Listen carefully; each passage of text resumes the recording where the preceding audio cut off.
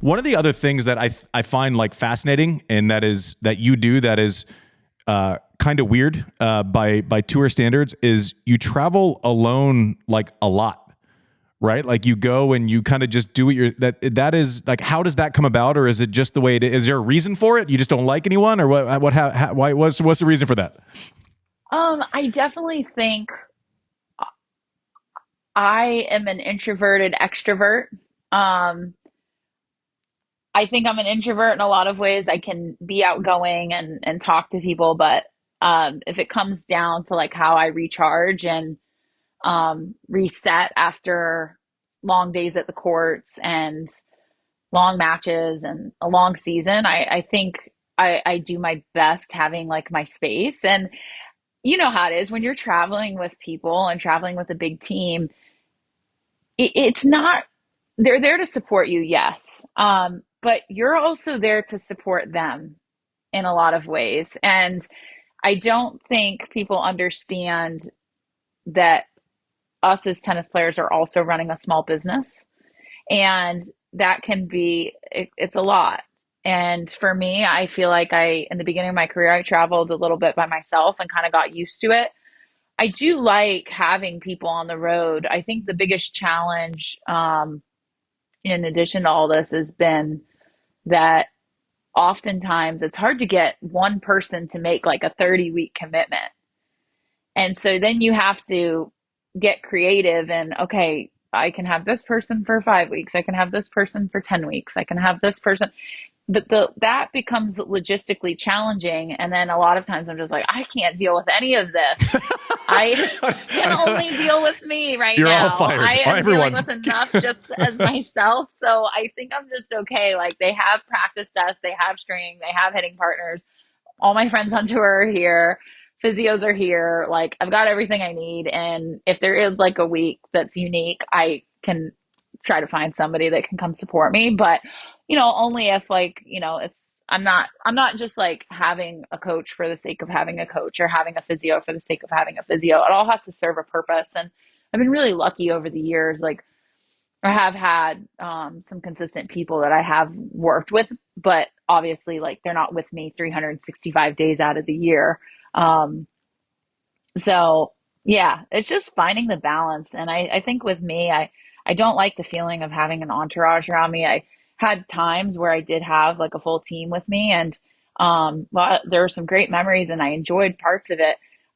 It's a lot easier when you just have to worry about yourself. I like it. I love It's it. a lot easier when you just have to worry about I was one talking to, person versus like a whole team, especially when you're like the logistical planner. I love So that. We were yeah. talking about it last week, and we just thought it was hilarious. It's like you're in Madrid, like they flash to someone else's box, and it's like full of people, and then you don't really have anyone, and it's just you out there solo fighting Hey, with Christy Spanish. Busca's dad was there. Christy Busca's dad came to every single match. Sorry, He's one of my Christy. good friends, and her dad knows that I'm solo most of the week, so he comes to a lot of the Sorry, matches when Christy's not playing. And he was Christy Busca's there dad. I every apologize match, and he was profusely. there even against Savolenko in that match. Like finished at like 1 a.m. So yeah, unbelievable. But yeah, I feel like I always have people there supporting me. Partly because they see me and they're like, "Hey, like, do you need like some Do type you of need a support do you need because do you you're need by a do you need a yourself?" And I'm hug? like, "No, like, I'm good." Do you need a So then friend? they want to support me anyways, which is really nice. So it's a lot easier, I feel like, to be social too when you are alone because when you're in your team, you're kind of focused on the team and like just like socializing with your team, doing stuff with them, going to dinners. But then when you're by yourself, like I don't know, like you go to dinner with people more often, you go shopping with a friend, like, All I right, don't know, it's just different. you're starting to convince me. I'm starting to come around. Yeah, I'm starting to get it. Yeah, like what did you do when you were traveling? Were you Well, traveling with a big team? I had a coach and a trainer. But to your point, there was I'd go to the U.S. Open and parents and cousin, and so basically even my agent Ken, I wouldn't let them stay. I had to stay at a different hotel. So I would have my coach, my trainer. So it was just the three of us for most of my career, and it was like we had to kind of be siloed off. So I traveled with a small team for most of my career, not solo.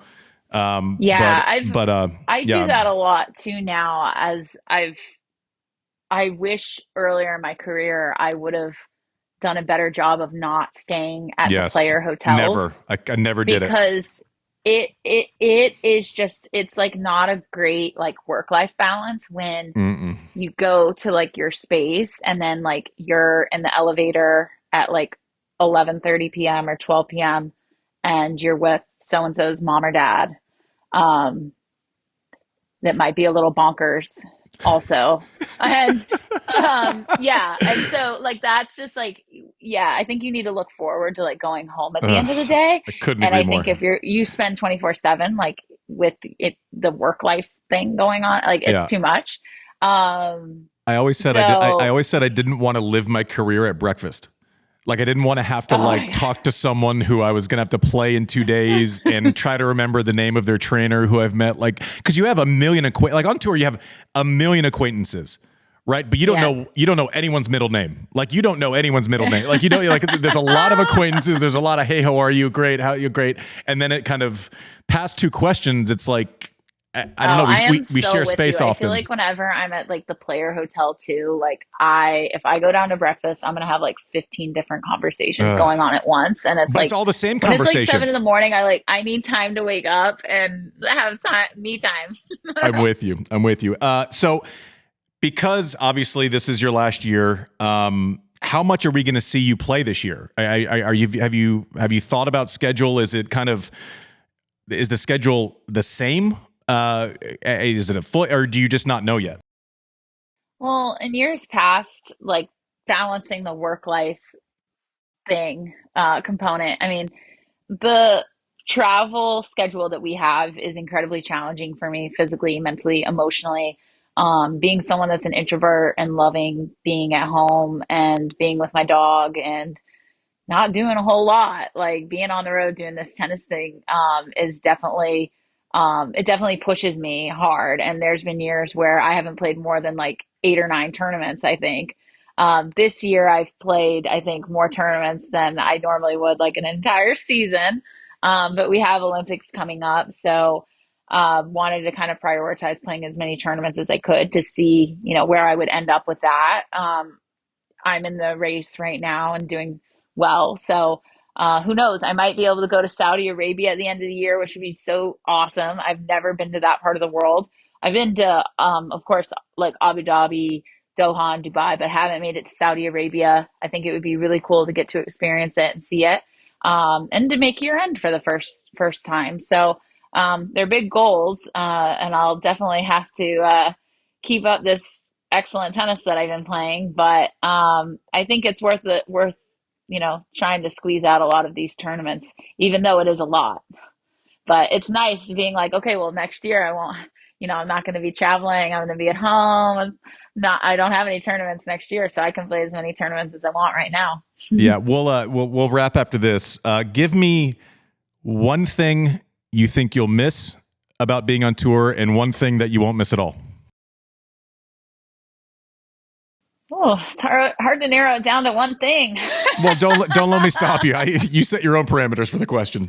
One thing that I will miss about playing professional tennis, I mean, I have to say, I will miss the travel, I think, at some point because the experiences that I've gotten to have through playing professional tennis, I've gone to parts of the world I could have never dreamed of going to.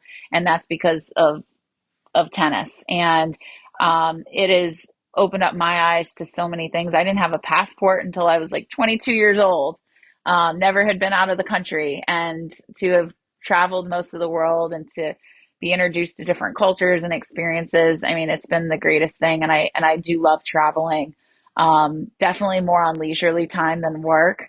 But yeah, so that'll be in the future. But I will miss the travel, I think. But at the same time, I also feel like there's going to be weeks where I'm like, wow, I really don't miss the travel because it's hard going from continent to continent and like never being on a normal sleep schedule and having a hard time, you know, getting prepared in the best way possible with getting enough rest when your clock is just so all over the place with all the moving around that we do. Um, Yeah, so it's weird. Like I feel like there'll be times that I really miss the travel, and then there's gonna be times where I'm like, I think I'm good, just like being at home. Yeah. Well, good. What Listen, do you miss most about uh, the continuity of the relationships that I care about, right? So like my best friends on tour, I just don't see as often now, right? Like, so we have kids and I have my home life, and I don't see Marty Fish as much as I'd want to. I don't see my trainer who I was with forever as often as I'd want to. And you see kind of as time passes, and you'll see as you get to the next steps of life, kind of that becomes like your orbit and your gravitational pull.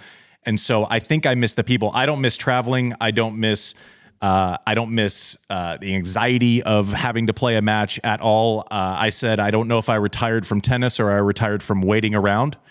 yeah. When you're fifth on and you have to, that part I don't miss at all.